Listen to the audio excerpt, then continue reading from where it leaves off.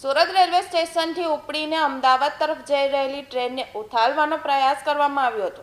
સૌરાષ્ટ્ર જનતા train Surat railway સ્ટેશનથી ઉપડી અમદાવાદ તરફ જઈ રહી હતી। આ દરમિયાન ટ્રેનને ઉથાલવાના હેતુથી ટ્રેનના પાટા પર કોઈએ એક લોખંડનો પાઇપ મૂક્યો હતો। જોકે ટ્રેનના મોટરમેનની નજર જતાં તેની સમય સૂચકતાથી મોટી દુર્ઘટના બનતા અટકી હતી। 2 દિવસ પહેલા બનેલી ઘટનામાં રેલવે પોલીસે તાત્કાલિક ઘટનાની તપાસ શરૂ કરી હતી, જેમાં આ કારસ્તાન ભંગારના વેપાર સાથે સંકળાયેલા 2 શખ્સોની સંડોવણી બહાર આવી હતી। આ બંનેએ રેલવેની હદમાંથી ચોરેલો લોખંડનો પાઇપ કટિંગ કરવા ટ્રેક પર મૂક્યો હતો। રેલવે પોલીસે આ બંને શખ્સોની અટકાયત કરી આગળની તપાસ હાથ ધરી છે।